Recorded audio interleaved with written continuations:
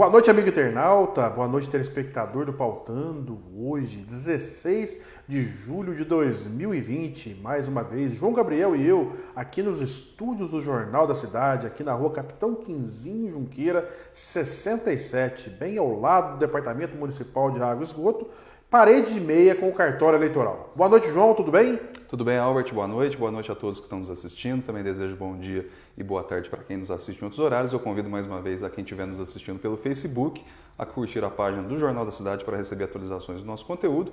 Quem estiver nos assistindo pelo YouTube, tem um botãozinho de inscrição aqui do lado, é gratuito. Só se inscrever para também receber atualizações do nosso conteúdo. Ao longo desses 2 anos, João, a completar agora, dia 30 de agosto, o nosso Pautando, nós sempre tivemos um tom crítico em relação à administração, mas jamais deixamos de parabenizar ações positivas também feitas pela Prefeitura ao longo desse período.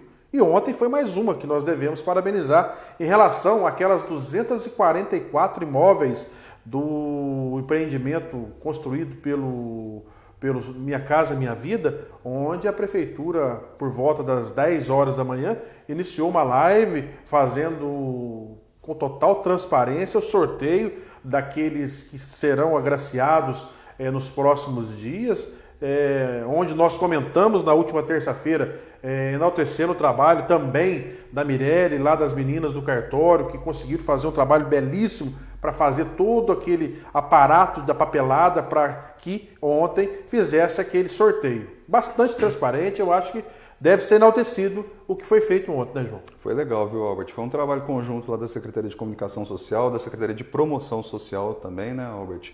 E foi uma live lá que durou mais de 3 horas, né? Teve mais de 3 horas de duração.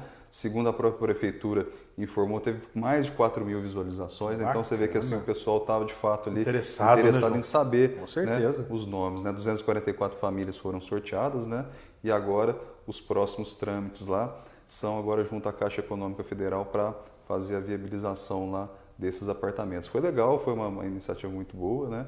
E como o Albert falou no começo do programa, que o programa tem tom crítico, mas não é de agora não. Essa coluna Pautando, ela foi criada em 2004 no jornal, então sempre ela teve um tom desde crítico. Desde a gestão do Paulo Tadeu, o Pautando já existe. Já desde 4 prefeitos passaram já. Então assim, critica quando tem que criticar, elogia quando tem que criticar. Então não é porque é essa gestão, não. Já aconteceu na gestão do Heloísio, do Paulinho, do Navarro e do próprio finalzinho ali do Pautando, desculpa, do Paulo Tadeu, que a coluna Pautando foi criado mais exatamente, Albert, em maio de 2004, né? Então, você vê, pegou o finalzinho 7 meses da administração então, do Paulo Tadeu. Quem estiver duvidando do que eu estou falando é só checar os arquivos lá para ver o tom que a coluna tem desde lá. E logo, conversei com a Mirelle ontem no período da tarde, e ela me disse que já estão providenciando as documentações também do outro empreendimento, que serão 390 apartamentos que serão da Zona Sul, né? Da Zona Sul, que serão também doados através do Minha Casa Minha Vida. Não é doação, isso aí vai ter um custo de 10% do valor do salário, de acordo com a renda. Geralmente é colocado o nome das mulheres, em virtude da família, a responsabilidade ser da matriarca, né, João? E logo também, acredita ela que em setembro, mais tardar, a Prefeitura também poderá estar fazendo esse sorteio ao vivo também para as pessoas. Eu acho que é uma demanda que há muitos e muitos anos as pessoas necessitavam. O último empreendimento feito foi na gestão do Paulo César Silva, no último ano da sua gestão. Na gestão do Heloísio, infelizmente, houveram alguns problemas sérios em relação a tudo aquilo que nós sabemos que envolveu o PT, Lava Jato, o impeachment da Dilma, porque existia também uma possibilidade de se fazer também alguns apartamentos, casas em nosso município na gestão dele. Infelizmente ele não foi agraciado, mas posteriormente, encerrando isso, deram sequência nos contratos e a Caixa Econômica liberou e pôde realizar as obras e agora, dentro de alguns meses também, mais 390 serão doados. Né, Ô Albert, o Heloísio, né, já que você tocou aí na gestão dele, ele teve o azar, né, vamos dizer assim, de que durante a gestão dele, ele fez um anúncio lá da construção lá do empreendimento, acho que o dele iria chamar Vale do Sol, né? Vale do Sol, Vale do Imperador, sei lá. Acho que era Vale do Sol. E ele também fez um anúncio na gestão dele lá daquela requalificação, né, da Avenida João Pinheiro, né, no valor de 74 milhões. Só que o Heloísio deu azar que aconteceu a maior crise, né, política dos últimos tempos, que foi o impeachment, que culminou, né, com o impeachment da Dilma. Né? Na verdade, ele tinha feito esse anúncio aí da construção desses empreendimentos populares, né, e também a reforma, ali, a revitalização da Avenida João Pinheiro, né, de 74 milhões. Dias atrás, o Heloísio até deu uma entrevista, se eu não me engano, foi lá na Master Web Rádio com o Silas Lafayette, e ele disse que a previsão era de ser construída 2.000 unidades habitacionais na gestão dele, né, via PAC, né, Programa de Aceleração do Crescimento, logicamente financiado ali pela Caixa Econômica Federal. Mas aconteceu toda aquela crise e ele, infelizmente, não conseguiu fazer porque o próprio governo federal suspendeu todos os investimentos naquele setor. Então ele passou, né, a gestão dele ali até foi chamada de mentiroso, né, prometeu e não cumpriu, mas na verdade não foi por culpa dele, né, foi uma questão política acima nacional, aqui, né? de Poços de Caldas, todo mundo sabe, né, não preciso nem entrar em detalhes de tudo que aconteceu, então inviabilizou essas unidades. Mas felizmente agora, né, as coisas estão começando aí, talvez a voltar nos eixos, e aí a Caixa pôde aí financiar esses imóveis aí do Vale dos Pinheiros e o outro ali da Zona Sul, acho que vai ser no Parque das Nações ou no Jardim Esperança, né? Um dos dois pontos, eu não sei exatamente, não lembro agora exatamente onde vão ser. E segundo obra de 300 e poucas unidades aí. Tal qual foi também o Sérgio anunciou a João Pinheiro Magnífica também, de 90 milhões, não conseguiu fazer, então né? É aquilo que a gente fala, a gente só pode anunciar aquilo que realmente vai acontecer. Infelizmente, o Sérgio anunciou também a João Pinheiro, não conseguiu. O Heloísio, em virtude dos problemas nacionais, havia anunciado e também não saiu. Mas tem uma pequena diferença, né? Quando o Heloísio anunciou lá a revitalização, já era com recursos do PAC que já estavam certos, né? Sim. O governo federal já ia mandar o dinheiro para cá. Não teve problema. Houve um contingenciamento. O problema foi a questão da suspensão dos financiamentos pelo PAC. Agora, na questão do Sérgio, o Sérgio anunciou uma revitalização da Avenida João Pinheiro, com recurso que ele ainda não tinha, porque ele ia pedir um empréstimo. Ia pedir empréstimo e não foi aprovado, porque não tem certidão negativa de débito. Né? Então, assim, ele conseguiu a aprovação na Câmara, né, do empréstimo, só que aí depois, na hora que foi pegar, não conseguiu pegar o empréstimo porque não tinha CND. Então, assim, o do Sérgio talvez tenha sido pior, né, se você fazer uma comparação. Né? Eu assistindo dias atrás também, João, o Eduardo Junqueira Dias participando do programa na Master Web Rádio, e eu fiquei muito preocupado em relação às dívidas de curto prazo e longo prazo da Prefeitura. Pelo que ele apresentou lá para o Silas, a Prefeitura de Poços de Caldas hoje deve aproximadamente 480 milhões de reais em dívidas de curto prazo, médio e longo prazo. Preocupante esses números, né, João? É mais da metade do orçamento, do orçamento municipal, né? E aquilo que a gente sempre coloca, né? A amortização das dívidas através de transferências de recursos não há, só para pagamento de horas extras esdrúxulas denunciadas por nós aqui no programa Pautando e no meu grupo Poços hoje e amanhã, e aquilo que a gente sempre fala, uma administração que tem deixado muito a desejar e só servindo para pagar servidor público, né?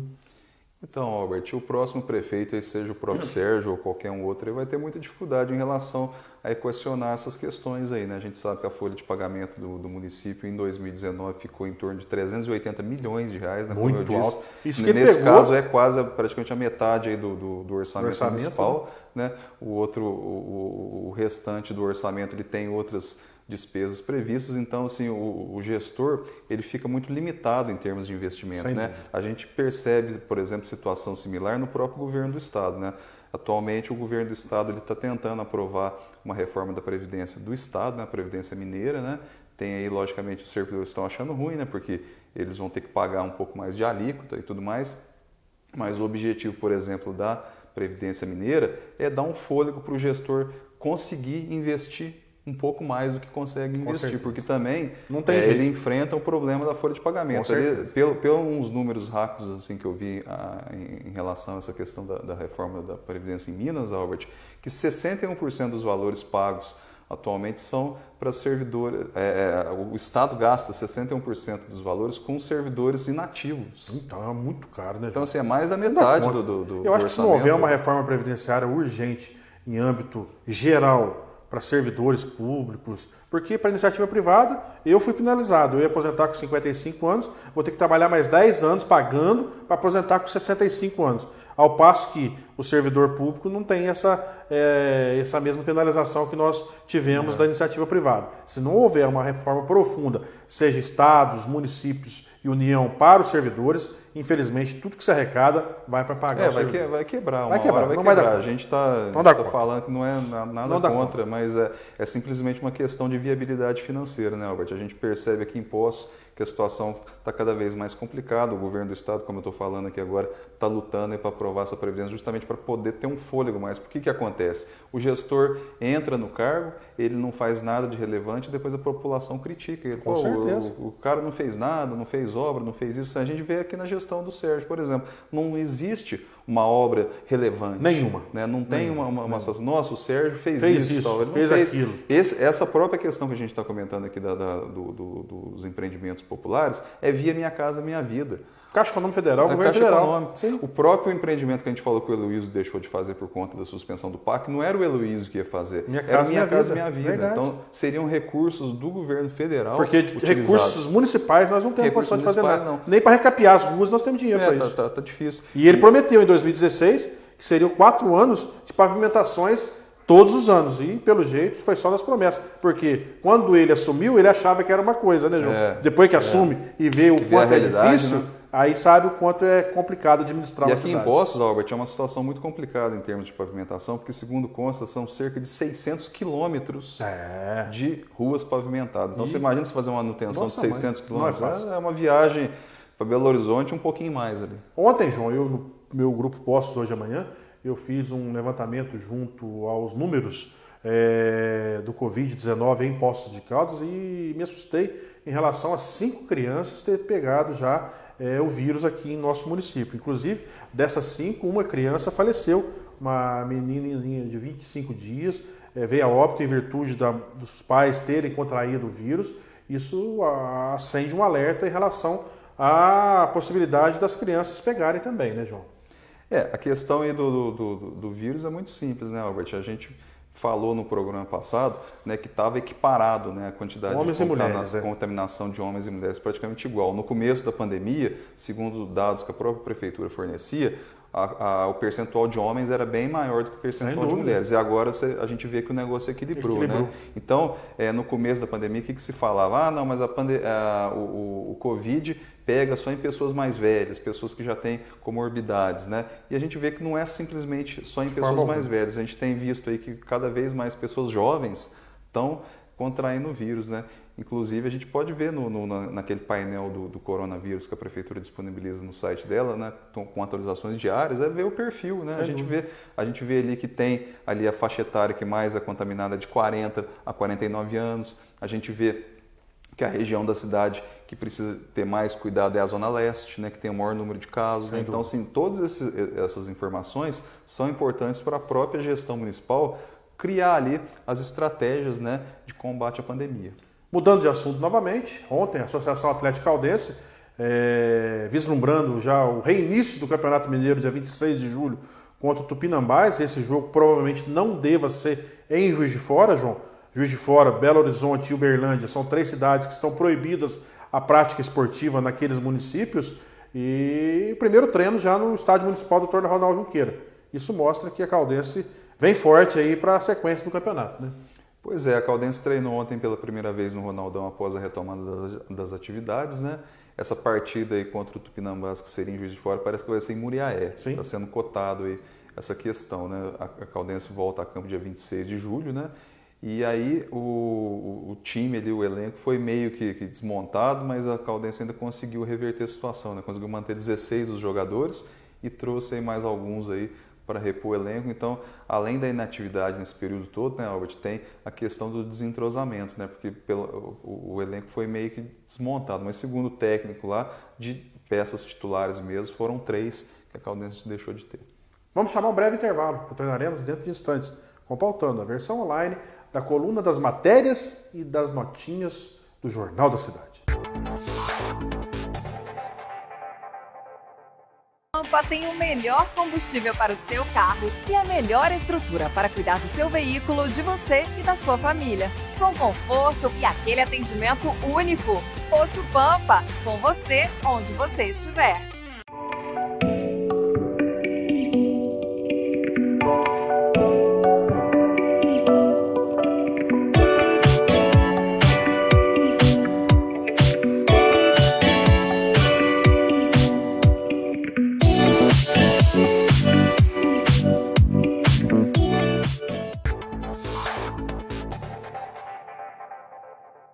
Retornamos ao vivo aqui nos estúdios do Jornal da Cidade e agora comentaremos as matérias e as notinhas do Pautando. Vamos lá, João?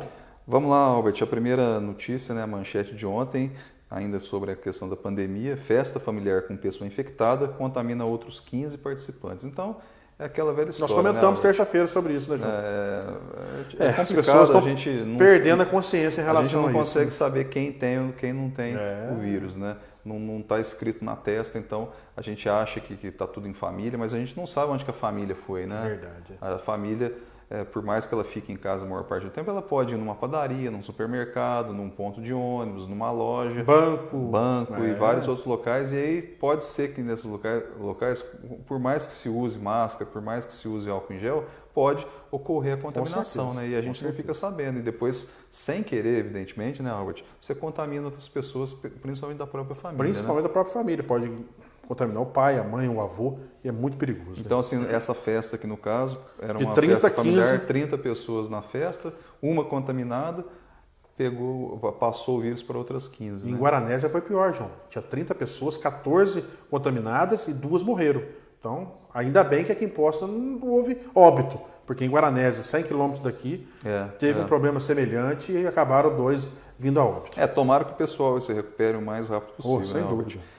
Outra notícia aqui, da edição de ontem do Jornal da Cidade, também sobre a questão aí do vírus, que a FIENG fez uma doação de álcool em gel e máscaras para a Santa Casa. Né? Então a Santa Casa, aí, ao longo da pandemia, tem recebido aí vários insumos aí de combate à pandemia. Né? Dessa vez é a FIENG, a Federação das Indústrias do Estado de Minas Gerais, que fez aí essa doação. E também, só para completar o assunto de Caldense, Albert, a CBF divulgou, né, a nova tabela da Série D, né, com os jogos ali. A Caldense ainda tem um adversário. O patrocinense saiu fora, João. Entrou o Vila Nova de Nova Lima. Então a Caldense ainda está em dúvida ainda sobre um dos adversários. Pode ser o Brasiliense ou o outro time que União de Rondonópolis. Tocantinópolis, é quase igual. E ainda sobre a questão da pandemia aqui, Albert, a gente noticiou na edição de ontem que morreu a 9ª vítima do Covid aqui em Poços de Caldas. Vamos aguardar aí que a população possa se precaver em relação ao vírus. As notícias que estão sendo veiculadas nacionalmente e mundialmente, a vacina talvez para dezembro ou para o ano que vem, e esperamos que a população possa, mediante a tudo isso que tem colocado através da imprensa e por nós aqui do Pautando, dos grupos de redes sociais, que a população possa se precaver, porque a situação é complicada. Pautando? Vamos lá. Pautando, saída confirmada, o diretor comercial financeiro da DME Energética, Miguel Junqueira, deixou o cargo, conforme já vinha sendo especulado nos bastidores políticos. Enquanto um substituto não é nomeado, Marcos César Castro de Oliveira irá acumular o cargo. E eu pergunto ao prefeito, né? Não era fake news aquilo que nós divulgamos aqui dias atrás? Talvez essa saída do Miguel seja justamente aquilo que nós levantamos, os 50 milhões de transferência e mais 50 pós-eleições para fechar o caixa. Né? E talvez a discordância dele em relação a isso fez com que ele pedisse para sair. Vamos aguardar, né, prefeito? Estou aguardando. O senhor disse que era fake news, mas logo traremos aqui se foi fake news ou se é um pré-fake em relação ao que foi colocado. A próxima notinha, olha o trem, na sessão ordinária de ontem no caso terça-feira, né, na Câmara Municipal, o vereador Marcelo Leitor apresentou uma moção pela volta do trem a Poços. Em a parte, o vereador Paulo Tadeu fez um apanhado histórico sobre a volta do trem na estância. Segundo ele, em 1998, o BNDES fez um estudo em 12 linhas no Brasil com potencial de reativação. Uma delas, a Poços Campinas, foi considerada com maior potencial de reativação. Paulo Tadeu lembrou que os estudos foram até o período entre 2003 e 2004 e que o trem, na verdade, seria um VLT. O VLT é o veículo leve sobre trilhos. Né? O vereador disse que foi um equívoco monumental. Demais. A atual gestão não ter dado sequência ao projeto da reativação do trem turístico que foi aprovado pelo governo de Minas na gestão passada. Então a gente, né, já falou inúmeras vezes aqui no programa, o recurso estava aprovado, em torno ali de 10 milhões de reais, para se fazer uma linha inicial de 9 quilômetros. Até a Bauxita. Ou seja, depois, se houvesse interesse, iria-se continuando ali a linha até talvez chegar ali em Águas da Prata, né, Albert? A linha já existe, né, João? Não, mas Bauxita, aí seria melhorada. Melhorada, né? Claro. O grande preocupante em relação a tudo isso, que inclusive hoje eu trouxe no Grupo Posto hoje amanhã, baseado no que você colocou no Pautando e na fala do vereador Paulo Tadeu na Câmara terça-feira, porque eu não vi essa movimentação dos outros vereadores da base de sustentação do senhor prefeito lá em 2017, fazendo moção de apoio ao prefeito que tinha os 10 milhões para se fazer a linha e colocar em operação o transporte do trem turístico em Poços de Caldas. Era uma parceria que existiria com o Poços na Linha, com a BBPF, a Associação Brasileira de Preservação Ferroviária, onde eles cederiam a locomotiva e os vagões para o passeio turístico, e não vi esse interesse desses vereadores. E agora, na terça-feira, foi apresentada essa moção ao governo do Estado. Então, a minha crítica que eu coloquei hoje no Poços hoje amanhã é justamente em cima do que você colocou, João. É vergonhoso os vereadores, com o negócio em mãos que nós tínhamos aqui, agora, faltando 6 meses para encerrar o ano e a 3 meses das eleições, vir querer fazer política em cima de um negócio igual a esse. Me poupem, né, senhores vereadores? É vergonhoso essa moção que vocês fizeram e mostram que a incompetência e a capacidade de não querer fazer com que o atual prefeito, na época, fizesse a implantação do trem turístico é muito maior do que eu imaginava. Isso, infelizmente, é uma bola fora que vocês deram, apesar que todos os vereadores assinaram a moção, né? Os de oposição, de situação, mas eu cobro os de situação. Por que assinar essa moção agora, sendo que nós tínhamos o dinheiro para a implantação? De fato, é um erro, né? Não dá para corrigir, né? Porque você perdeu o recurso. Eu acho duas coisas em relação a esse assunto da moção, que eu acho que agora os vereadores eles estão mais independentes em relação à administração municipal. Lá em 2017, quando a prefeitura sinalizou que não tinha interesse nesse recurso para fazer a reativação do trem, eu acho que... Todos ficaram quietinhos, né, João? Não, eu acho que o executivo ele tinha uma ascendência muito maior sobre os vereadores. Então, os vereadores, eu acho que eles estavam, principalmente assim, os vereadores de primeiro mandato, eles estavam ainda meio assim, se situando, né, na Câmara, vendo como é que funcionava o negócio. E eu acho que, de fato, mesmo os vereadores de situação não iriam fazer uma moção de repúdio, vamos dizer assim, ao prefeito por ele estar deixando de lado o recurso ou de apoio ao projeto ou qualquer coisa parecida. Agora, né, pode até parecer, eu acho, assim, uma questão eleitoreira, porque logicamente que em novembro tem eleição, mas de qualquer forma, a segunda questão que eu ia colocar em relação a essa moção aqui é que ela também foi motivada porque agora também, finalmente, né, o governo do Estado resolveu lançar aí o plano estratégico ferroviário, né, de Minas Gerais, né? Então, talvez isso aí tenha motivado. Mas, de qualquer forma, é um erro imperdoável ter deixado de trazer para Poços de Caldas 10 milhões de reais. Aí tem aquela crítica, mas 10 milhões de reais é insuficiente, tudo mais. Tal. São Sebastião do Rio Verde fez 9,2 quilômetros com 7,5 milhões de reais. Para lá serviu, né? Serviu, né? Por que aqui não, né, João? Exatamente. Então, assim, Recuperou pontilhões, construiu um pontilhão novo. Então, o dinheiro deu, né? É uma moção bem-vinda, apesar do que tardia, né, Albert?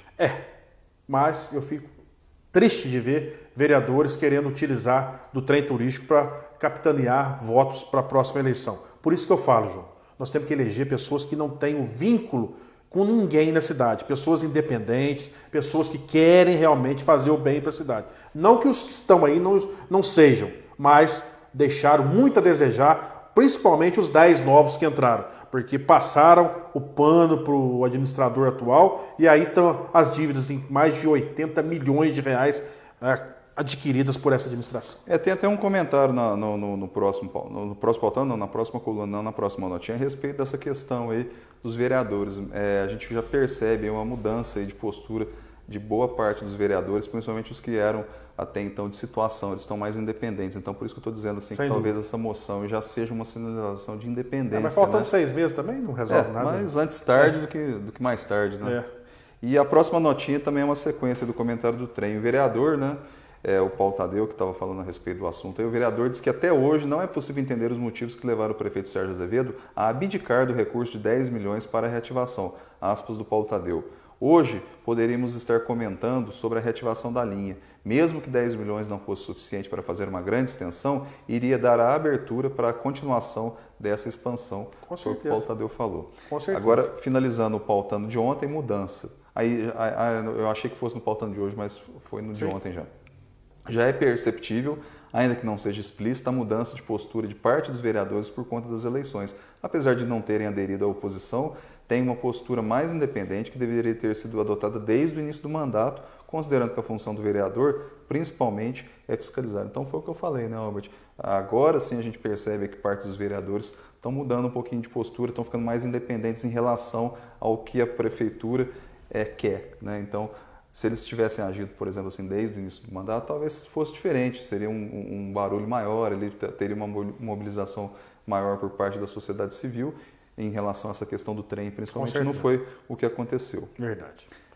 Agora, o pautando... Jornal de hoje, né? Jornal de hoje Matéria de hoje. E o pautando.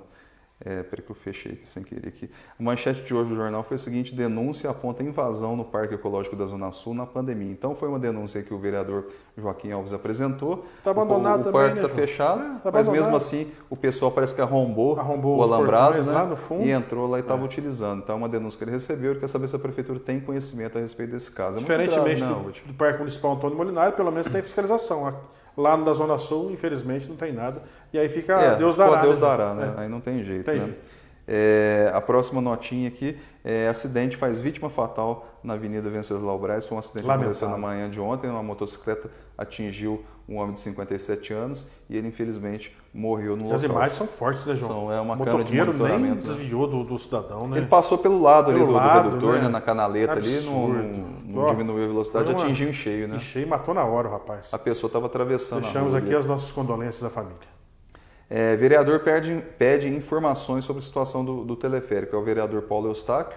Ele está querendo saber qual que é a situação do teleférico. O teleférico está fechado desde o dia 5 de setembro do ano passado. Vai fazer quase um ano já. Quando teve aquele acidente que caiu a cabine, né? Por descuido do servidor, né? Que foi provado. Descuido do servidor, né? Descendo a chuva com vento, né? Na linha contrária. A alça ali soltou, né? De acoplamento não estava bem engatada, então a Polícia Civil detalhe, fez né, um laudo quase policial. Um ano fechado e a prefeitura não está fazendo operação daquilo. Não. É igual motor de carro, se você não pôr para funcionar, a hora que você funcionar vai estar fundido. Então, se não utilizar, fazer a cada 15 dias uma operação dos bondinhos andando, isso aí vai dar muito problema. E um detalhe que eu fiquei sabendo também em relação a isso, João. Estive conversando com alguém, que eu não quero citar aqui, ligado ao turismo, todos os pontos turísticos nossos abandonados, em virtude de estar fechados, a prefeitura não está dando assistência em relação aos pontos, e a gente fica preocupado, porque disseram em versos e prosas que era a PPP que ia resolver o problema dos pontos turísticos. Não vai sair esse ano, com certeza ficará para o próximo, mas precisa pelo menos dar manutenção diária conforme era dado, porque servidores públicos para isso tem, né? A prefeitura informou que pelo menos o único ponto turístico que a prefeitura informou oficialmente que está fazendo manutenção, inclusive fez fotos, release e tudo mais, o próprio jornal que noticiou foi no Country Club. Só, mais nada. Né? Só o Country Club recebeu. No Recanto Japonês, a vegetação está cobrindo a entrada lá do pórtico lá do Agora, Recanto. uma observação, né? Não sei se tem alguma coisa a ver, mas o único ponto turístico que não está nessa PPP é o Country Club, né? Por isso que talvez eles estão fazendo talvez é porque estão cuidando, né? É verdade. Né? Então pode ser que os outros ali que vão ser repassados para iniciativa privada, eles estão deixando aí por conta. Né? Agora, a questão do teleférico é uma coisa misteriosa realmente, né? A prefeitura não dá nenhum tipo de notícia em relação ao assunto, né? Parece que é uma conveniência, né? Vamos dizer assim, né? Tá fechado, então não precisa arrumar e não precisa gastar dinheiro. É absurdo. A próxima notinha aqui de hoje, Albert, Poços de Caldas ultrapassou a marca de 5 mil testes de Covid-19. Então a gente cobrou muito isso aí durante a pandemia e agora a prefeitura tem feito bastante. Só ela fez 2.800 testes. Servidores O restante foram da iniciativa privada, empresas e a FUNED. Né? Então a gente vê que agora aumenta o número de casos, consequentemente por conta do aumento da testagem. Pautando? Vamos lá. O Pautando, a primeira notinha é a seguinte: a primeira pesquisa de opinião sobre as eleições municipais em Poços já está registrada no site do Tribunal Superior Eleitoral. O levantamento foi realizado ontem e será divulgado na próxima terça-feira. A pesquisa foi registrada e realizada pela Projeta Pesquisa de Mercado. Pode ir lendo? Vai lá, depois a gente comenta.